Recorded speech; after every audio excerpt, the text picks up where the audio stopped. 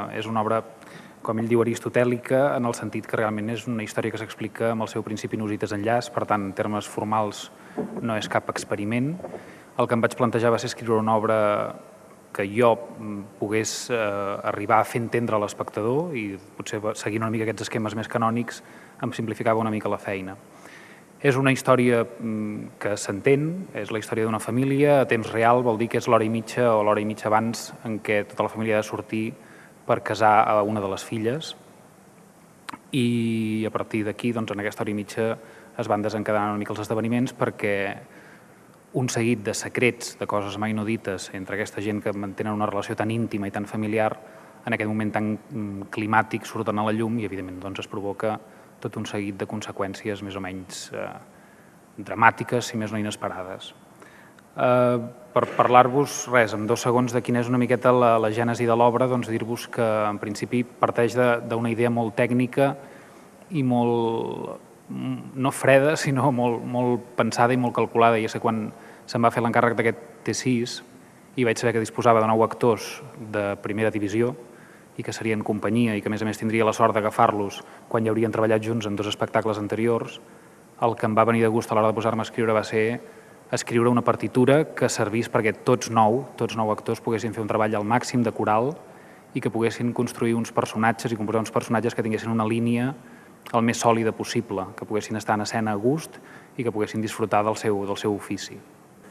Jo el que estic és molt entusiasmat i emocionat per la disposició, l'entrega, l'energia i l'ànim amb què han treballat aquests actors des del moment 1 en què van mostrar-me el seu gust per treballar amb un text que sembla que els agradava i així m'ho van traslladar i realment durant tot el procés el treball ha estat deliciós. Crec que hem arribat a unes quotes de veritat escènica molt estimulants, tant per ells com espero per l'espectador, que això també em venia molt de gust, perquè penso que a vegades estem una mica acostumats a que ens arriben actors de fora i els aplaudim moltíssim la veritat en escena i aquest rigor en el treball, i crec que nosaltres tenim unes canteres d'actors de primeríssima línia i val la pena que els exprimim en aquest sentit i fem que puguin mostrar realment totes les eines de què disposen.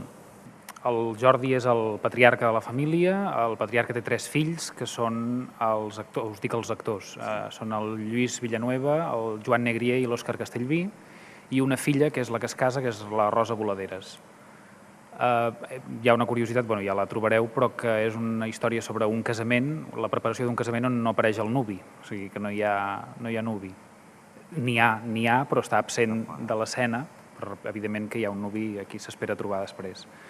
Després tenim l'Àngels Poch, que és la figura de la mare, de la mare d'aquesta família és morta, per tant no hi és, i l'Àngels Poch fa el paper de la germana de la mare morta, o sigui la tieta, és la tieta d'aquesta família, la cunyada del personatge que fa en Jordi. Després tenim l'Ingrid, que és el personatge que fa la Míriam Iscla, que és la exdona del fill gran, d'en Lluís Villanueva. Després tenim l'Anna Moliner, que fa el personatge de la Sílvia, que és l'actual parella del fill... Perdoneu, és que ara sona molt... Sembla aquí el nus de les glòries, ara això aquí... L'Anna Moliner fa el paper de Sílvia, que és l'actual companya sentimental del Joan Negrier, que el personatge es diu Àlex, que és el fill segon. I en darrer terme tenim el personatge que fa el David Bert, que és el Toni, que és un personatge extern a la família, però no desconegut. I no em puc donar molta més informació perquè en ell rau una miqueta la clau del conflicte que es generarà. És un drama familiar, realment. Juguem una mica amb el primer terç, juguem amb l'espectador, juguem amb l'expectativa de la recepció, perquè penso que també és interessant que hi hagi una mica una cabriola, i també perquè d'alguna manera ens ajuda a instal·lar una humanitat dels personatges, perquè no siguin únicament forces que van en direcció a un drama i que venen perquè han fonamentat molt clarament una tragèdia o un error molt clar, no, ells són personatges que entren en escena entusiasmats amb la boda de la seva germana i la mateixa núvia també està a la mar de contenta. Inesperadament surten a la llum coses que no tenien per què passar avui. Hi ha un moment en què el personatge del Jordi ho diu si el personatge d'en David Bert no hagués entrat, tot hauria seguit el seu curs. O sigui, avui tothom era la mar de feliç perquè la Elsa, que és el personatge de la Rosa Boladeres, es pogués casar. passat un accident dramàtic, per això dèiem abans que és tan aristotèlica, perquè segueix totes les pautes del cànon aristotèlic. Hi ha un accident i l'accident desborda el conflicte. Però jo crec que és un drama familiar. Té un valor metafòric, el títol té un valor metafòric, però que està dins de la línia dramàtica de l'obra. Nuuk és la capital de Groenlàndia, els que ho sapigueu, i juguem una mica amb l'origen etimològic del terme Nuuk. Té un significat que és traduïble i hi ha un personatge, que és el personatge de l'Anna Moliner, el personatge de la Sílvia, que farà servir aquesta metàfora de Nuuk. Per ella, i una mica en termes poètics, el que jugo és que Nuuk és això, és aquesta terra freda que per algun personatge de l'obra és una mena d'Arcàdia, un lloc on fugir per evitar tots els conflictes i desordres i tota la brutícia del nostre món, del món en què vivim. Però ja us dic, té un valor poètic, però que penso que sí que està justificat dins el discurs del relat. El que em venia de gust era fer una cosa no universal amb cap tipus d'ambició, ni molt menys, sinó parlar de la família. I la família és una institució que sí que és universal, tot i que ara estigui vivint un període de transformació, però es digui com es digui, la configuri qui la configuri, serà la família perquè és un nucli que nosaltres com a animals gregaris que som necessitem indiscutiblement.